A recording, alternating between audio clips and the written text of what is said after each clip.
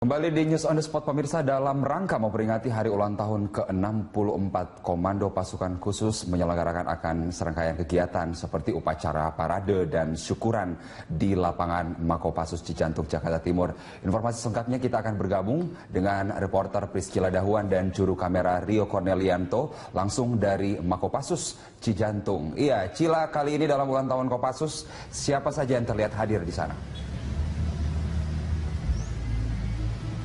Iya, Carlos, benar sekali. Dalam rangka memperingati ulang tahun Kopassus yang ke-64, Kopassus mengundang lebih dari 1.000 undangan, di antaranya Menko Polhukam Luhut Binsar Panjaitan, juga ada Menteri Pertahanan RI Ria Mizar Raikudu, dan juga ada Panglima TNI Jenderal Gatot Nurmantio, serta ada Kapolda Metro Jaya Mugyarto.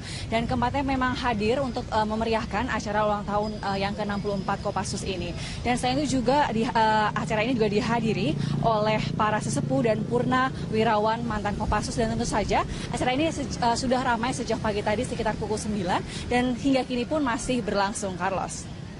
Iya, Cila, biasanya dalam sebuah pagelaran ulang tahun angkatan bersenjata begitu militer, kita ada show atau parade yang menarik untuk ditampilkan. Kali ini apa yang ditampilkan di sana, Cila? Ya, Carlos, dengan mengusung tema melalui hari ulang tahun ke-64 Kopassus, kita tingkatkan loyalitas, moralitas, dan integritas guna mewujudkan prajurit Kopassus yang hebat, profesional, dan dicintai rakyat. Tentu saja melalui tema itu, para prajurit ini ingin menampilkan berbagai atraksi yang tentu saja menghibur rakyat yang juga turut hadir untuk menonton serangkaian acara kegiatan ini. Dan juga atraksi dimulai dengan simulasi operasi gabungan, serta ada demonstrasi dari 23 penerjun yang melakukan formasi payung susun tegak. Serta juga ada demonstrasi bela diri dan juga taekwondo yang ditampilkan oleh pasukan Merpati Putih. Serta juga ada unjuk ketangkasan yang tentu saja ini semua dilakukan untuk menunjukkan kepada rakyat betapa memang prajurit Kopassus ini memiliki ketahanan yang luar biasa tentunya untuk menghadapi perang-perang ke depannya. Serta memang setelah demonstrasi juga acara ini juga dilanjutkan dengan acara syukuran yang juga diawali dengan peresmian wind tunnel. Serta memang setelah acara syukuran ini juga diikuti dengan pemotongan tumpeng yang dipimpin langsung oleh Panglima TNI dan diberikan kepada para prajurit yang memiliki prestasi terbaik, diantaranya Serka Zulkarnain yang berhasil merangkul tokoh separatis gerakan bersenjata Papua untuk kembali ke pangkuan tanah air. Dan juga ada Sertu Desi yang juga turut mendapatkan penghargaan dengan menjuarai kejuaraan terjun payung hingga tingkat dunia. Dan memang kalau sebelum puncak acara ulang tahun ini memang diadakan serangkaian kegiatan lain sejak minggu lalu, diantaranya ada silaturahmi ke berbagai sesepuh mantan Danjen Kopassus, ada lomba memancing, ada bakti sosial, serta ada gerak jalan santai dan juga servis motor gratis yang juga diperuntukkan untuk rakyat. Serta ada juga lomba lari maraton 64 km, serta ada pemecahan rekor muri yang tentu saja serangkaian acara ini diperuntukkan untuk rakyat Indonesia. Dan memang hingga kini pun acara masih berlangsung dengan serangkaian acara hiburan dan juga para artis ibu kota yang juga turut menghibur dan menampilkan berbagai juga nyanyian dan tarian-tarian bersama dengan ribuan prajurit Kopassus yang ada di sini. Demikian, Carlos. Baik, terima kasih Priscila Dahuan atas informasi dari Anda langsung dari HUT Kopassus pada hari ini. Ya, selamat siang pemirsa dimanapun Anda berada. Senang sekali kami berdua, ada saya Arti Kinos dan rekan saya Grace Blessing bisa kembali menjumpai Anda dan tentunya menemani Anda selama 60 menit ke depan. Dan kami akan memberikan tayangan yang menarik, menambah wawasan Anda dan pastinya inspiratif. Inilah Metropolis yang selengkapnya. Baiklah pemirsa, sudah hampir 3 minggu 10 warga negara Indonesia masih disandra oleh kelompok Abu Sayyaf di Filipina. Berbagai upaya terus dilakukan, salah satunya adalah mempersiapkan operasi militer jika memang diizinkan oleh pemerintah Filipina. Pasukan Indonesia juga harus atau mungkin sudah siap untuk terjun langsung membebaskan para sandera, ya. Betul banget, Pil. Sebenarnya pemerintah Filipina sendiri sudah mengambil langkah tegas dengan mengirimkan pasukan elit mereka. Namun sayangnya 18 prajurit tewas di tangan pemberontak. Ya, pasukan militer Indonesia sendiri sudah siap jika memang diberi izin oleh pemerintah Filipina untuk melakukan pembebasan. Namun sampai sekarang sayang sekali belum diberikan izin tersebut. Dan harus diakui sebenarnya pasukan elit Indonesia yang dimiliki oleh TNI sudah diakui sebenarnya kehebatannya oleh negara luar, ya. Iya, saya setuju banget, Kina. Dan kita akan sama-sama menyaksikan seperti apa sih pasukan elit yang dimiliki oleh Tentara Nasional Indonesia. Tayangannya berikut ini.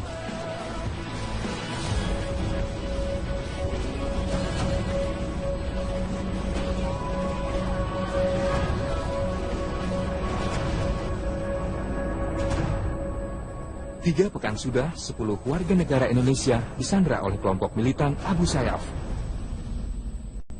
10 warga negara Indonesia ini adalah awak kapal Tongkang Anang 12 yang membawa 7.000 ton batu bara.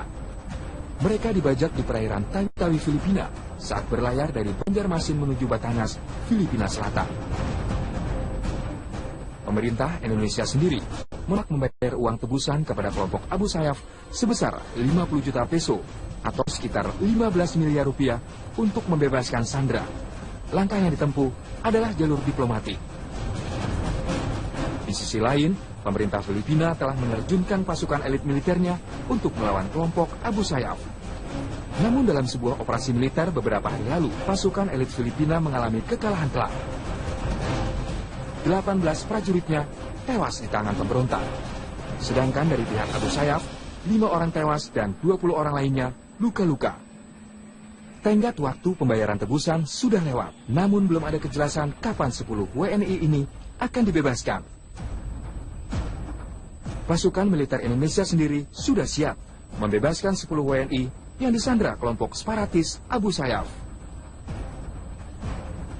Namun pemerintah Filipina hingga saat ini belum memberikan lampu hijau. Alhasil pasukan militer Indonesia terus menunggu sampai perintah bergerak diturunkan pimpinan. Kepercayaan diri ini tentu saja sangat beralasan, mengingat sederet prestasi yang pernah ditorehkan pasukan elit Indonesia di kancah nasional maupun internasional.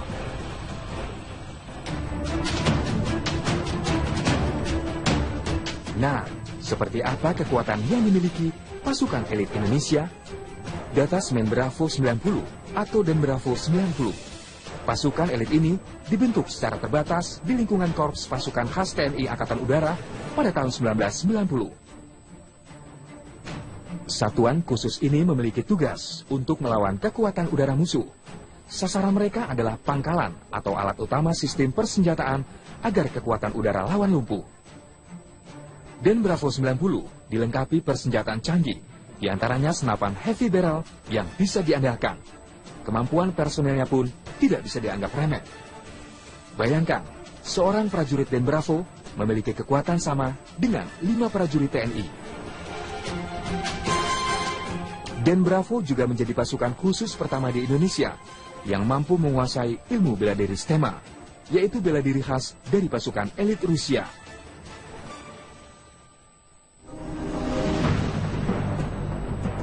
Komando Pasukan Khusus atau Kopassus, pasukan elit yang dimiliki oleh TNI Angkatan Darat ini dibentuk pada 16 April 1952. Kopassus memiliki kemampuan bergerak cepat di setiap medan, menembak dengan tepat, pengintaian, intelijen, hingga anti-teror.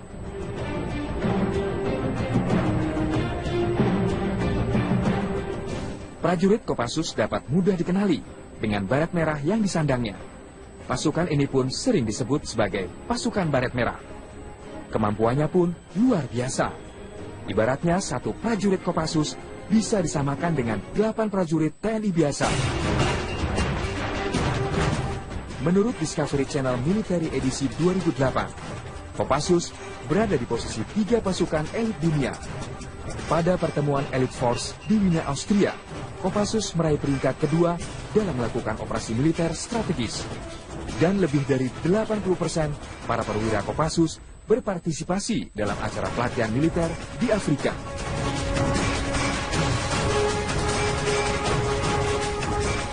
Komando Pasukan Kata atau Kopaska, pasukan khusus dari TNI Angkatan Laut ini didirikan pada 31 Maret 1962 oleh Presiden Soekarno yang saat itu dibentuk untuk mendukung kampanye militer di Irian Jaya. Tugas utamanya menyerbu kapal dan pangkalan musuh, menghancurkan instalasi bawah air, penyiapan perebutan pantai, dan operasi pendaratan kekuatan amfibi. Kemampuan satu prajurit Kopaska setara dengan 24 orang TNI. Kopaska dilengkapi senjata dan kendaraan bawah air teknologi tercanggih dari seluruh dunia.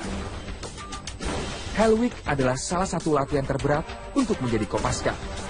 Pasukan diharuskan menyelam selama berjam-jam dengan keadaan tangan dan kaki diikat.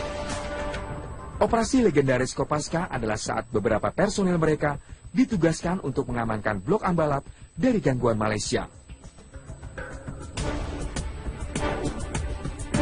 Terakhir, Indonesia punya pasukan TNI bernama Denjaka yang kerap membuat geger dunia.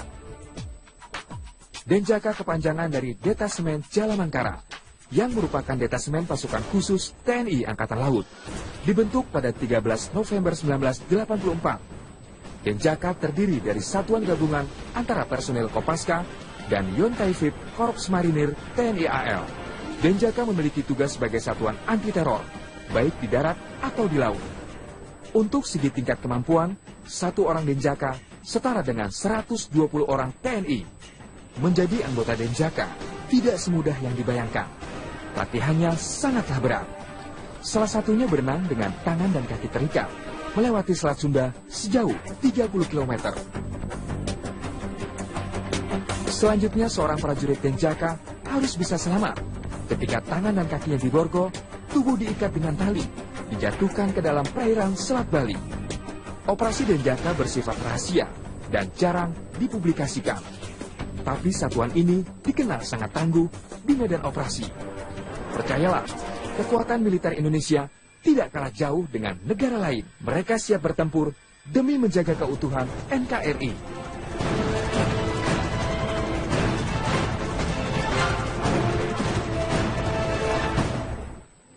Kita beralih ke informasi lain. Pemirsa, artis sinetron Tamara Bleszynsky melaporkan kasus penganiayaan yang menimpa dirinya saat berlibur di Bali. Tamara mengaku dijambak dan diancam oleh seseorang ketika berboncengan dengan teman lelakinya.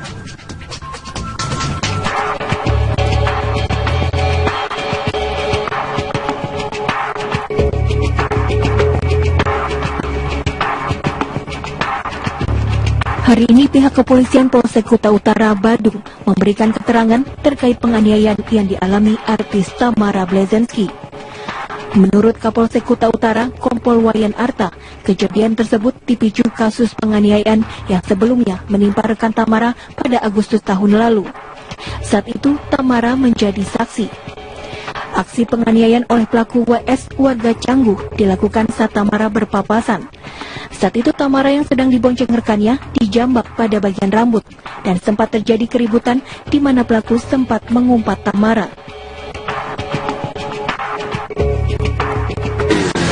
Yang kita lakukan, jadi kembali kita juga sudah menelusuri TKP, jadi kita sudah mengintegrasi saksi-saksi di sekitar TKP, menghadapkan saksi, terus kita juga sudah mengambil keterangan, dan juga kita sudah melakukan pemeriksaan visum di Rumah Sakit Trijatha.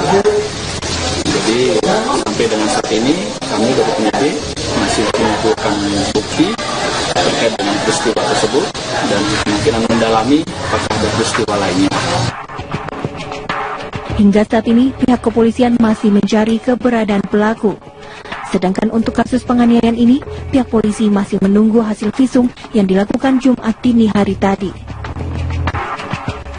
Sebelumnya, aksi penganiayaan ini menjadi perhatian pasca Tamara mengunggah foto pemeriksaannya di akun sosial medianya. Dari Badung, Bali, Alfani Cukri, TV One mengabarkan. Tamara mengaku dijambak oleh seseorang pada saat berboncengan motor dengan temannya.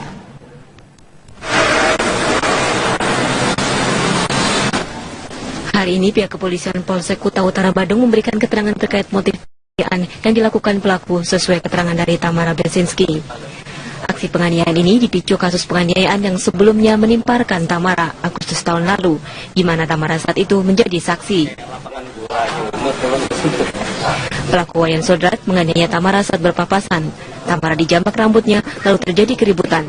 Pelaku sempat mengumpat Tamara. Rambut di bagian belakang karena dia juga pakai helm, jadi masih terlihat rambutnya, dijambak oleh terlapor.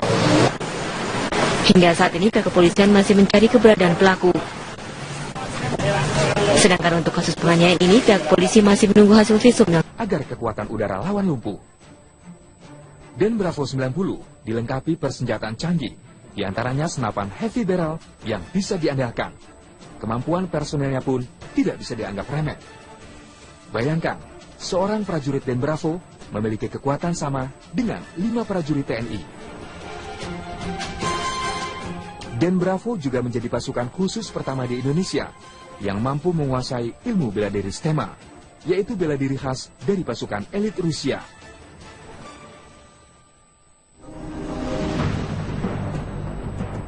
Komando Pasukan Khusus atau Kopassus.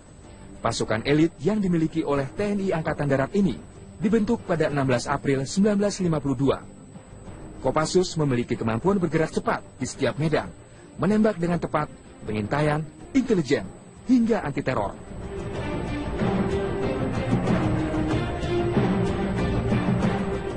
Prajurit Kopassus dapat mudah dikenali dengan baret merah yang disandangnya. Pasukan ini pun sering disebut sebagai pasukan baret merah. Kemampuannya pun luar biasa. Ibaratnya satu prajurit Kopassus bisa disamakan dengan 8 prajurit TNI biasa. Menurut Discovery Channel Military edisi 2008, Kopassus berada di posisi 3 pasukan elit dunia. Pada pertemuan Elite Force di Wiener, Austria, Kopassus meraih peringkat kedua dalam melakukan operasi militer strategis. Dan lebih dari 80% para perwira Kopassus berpartisipasi dalam acara pelatihan militer di Afrika.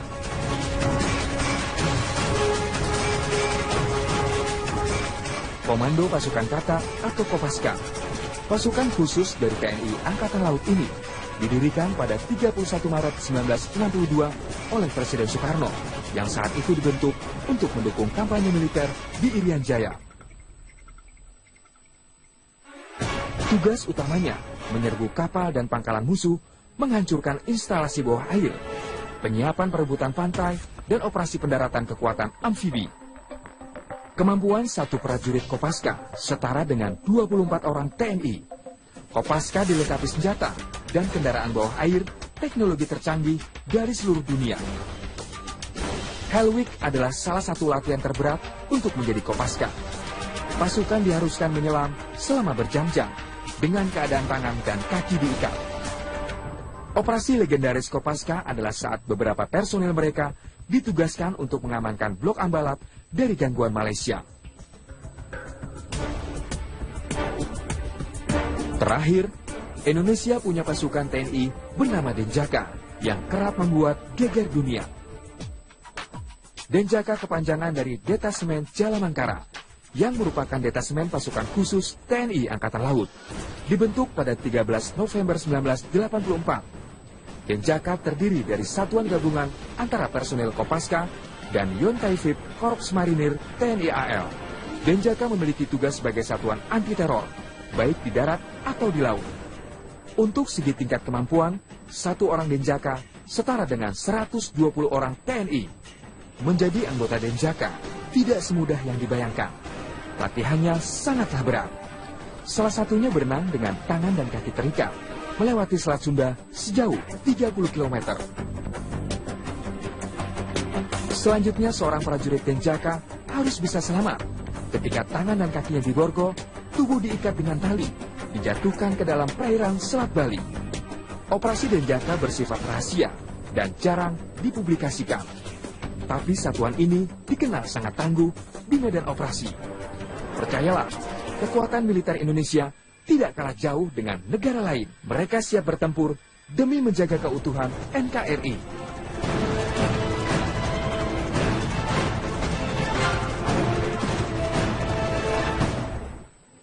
Kita beralih ke informasi lain. Pemirsa, artis sinetron Tamara Blesinski melaporkan kasus penganiayaan yang menimpa dirinya saat berlibur di Bali. Tamara mengaku dijambak dan diancam oleh seseorang ketika berboncengan dengan teman lelakinya.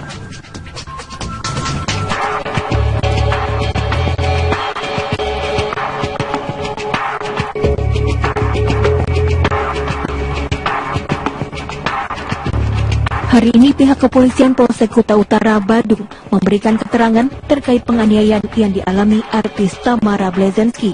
Langsung oleh Panglima TNI dan diberikan kepada para prajurit yang memiliki prestasi terbaik, diantaranya Serka Zulkarnain yang berhasil merangkul tokoh separatis gerakan bersenjata Papua untuk kembali ke pangkuan tanah air, dan juga ada Sertu Desi yang juga turut mendapatkan penghargaan dengan menjuarai kejuaraan terjun payung hingga tingkat dunia. Dan memang kalau sebelum puncak acara ulang tahun ini memang diadakan serangkaian kegiatan lain sejak minggu lalu, diantaranya ada silaturahmi ke berbagai sesepuh mantan Danjen Kopassus, ada lomba memancing, ada bakti sosial, serta ada gerak jalan santai dan juga servis motor gratis yang juga diperuntukkan untuk rakyat. Serta ada juga lomba lari maraton 64 km, serta ada pemecahan rekor muri yang tentu saja serangkaian acara ini diperuntukkan untuk rakyat Indonesia. Dan memang hingga kini pun acara masih berlangsung dengan serangkaian acara hiburan dan juga para artis ibu kota yang juga turut menghibur dan menampilkan berbagai juga nyanyian dan tarian-tarian bersama dengan ribuan prajurit Kopassus yang ada di sini. Demikian, Carlos. Baik, terima kasih Priscila Dawan atas informasi dari Anda langsung dari HUT Kopassus pada hari ini.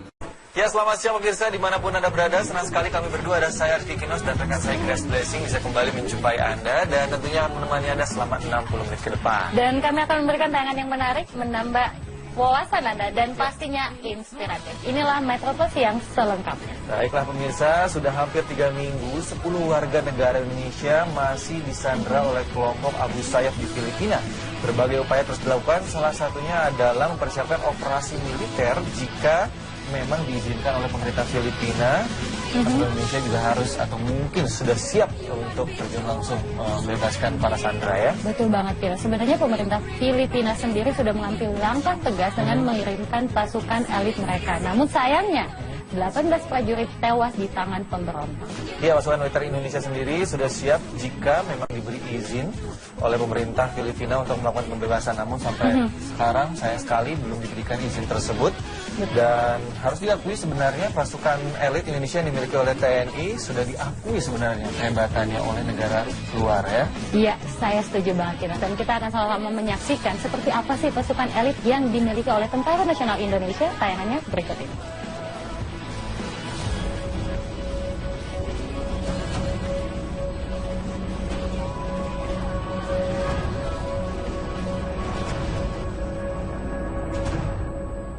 Tiga pekan sudah, 10 warga negara Indonesia disandra oleh kelompok militan Abu Sayyaf.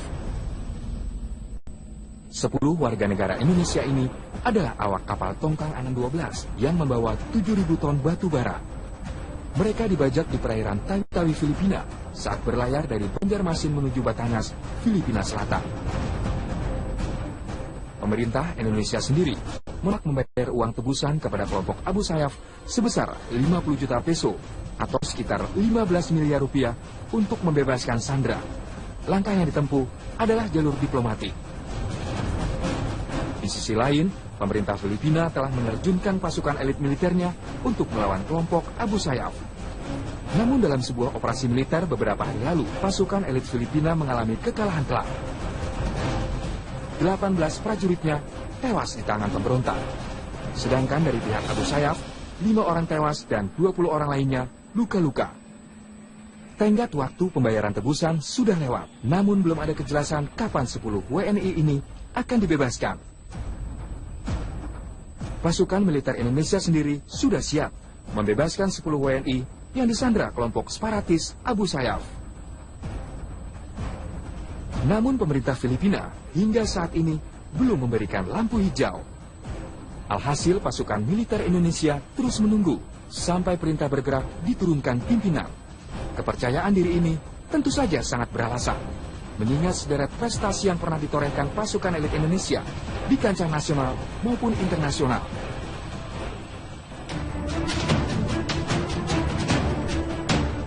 Nah, seperti apa kekuatan yang dimiliki pasukan elit Indonesia? Data Semen Bravo 90 atau Den Bravo 90. Pasukan elit ini dibentuk secara terbatas di lingkungan Korps Pasukan Khas TNI Angkatan Udara pada tahun 1990. Satuan khusus ini memiliki tugas untuk melawan kekuatan udara musuh.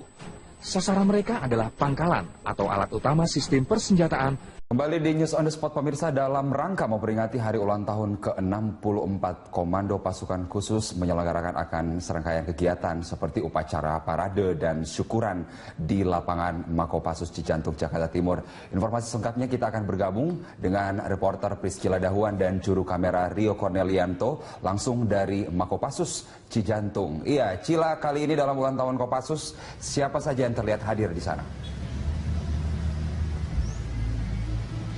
Iya, Carlos, benar sekali. Dalam rangka memperingati ulang tahun Kopassus yang ke-64, Kopassus mengundang lebih dari 1.000 undangan, di antaranya Menko Polhukam Luhut Binsar Panjaitan, juga ada Menteri Pertahanan RI Ria Mizar Raikudu, dan juga ada Panglima TNI Jenderal Gatot Nurmantio, serta ada Kapolda Metro Jaya Mugyarto. Dan keempatnya memang hadir untuk memeriahkan acara ulang tahun yang ke-64 Kopassus ini. Dan selain itu juga acara ini juga dihadiri oleh para sesepuh dan purna wirawan mantan Kopassus, dan tentu saja acara ini sudah ramai sejak pagi tadi sekitar pukul 9 dan hingga kini pun masih berlangsung, Carlos. Iya, Cila, biasanya dalam sebuah pagelaran ulang tahun angkatan bersenjata begitu militer, kita ada show atau parade yang menarik untuk ditampilkan. Kali ini apa yang ditampilkan di sana, Cila? Ya, Carlos, dengan mengusung tema melalui hari ulang tahun ke-64 Kopassus, kita tingkatkan loyalitas, moralitas, dan integritas guna mewujudkan prajurit Kopassus yang hebat, profesional, dan dicintai rakyat. Tentu saja melalui tema itu, para prajurit ini ingin menampilkan berbagai atraksi yang tentu saja menghibur rakyat yang juga turut hadir untuk menonton serangkaian acara kegiatan ini. Dan juga atraksi dimulai dengan simulasi operasi gabungan, serta ada demonstrasi dari 23 penerjun yang melakukan formasi payung susun tegak. Serta juga ada demonstrasi bela diri dan juga taekwondo yang ditampilkan oleh pasukan Merpati Putih. Serta juga ada unjuk ketangkasan yang tentu saja ini semua dilakukan untuk menunjukkan kepada rakyat betapa memang prajurit Kopassus ini memiliki ketahanan yang luar biasa tentunya untuk menghadapi perang-perang ke depannya. Serta memang setelah demonstrasi juga acara ini juga dilanjutkan dengan acara syukuran yang juga diawali dengan peresmian wind tunnel. Serta memang setelah acara syukuran ini juga diikuti dengan pemotongan tumpeng yang dipimpin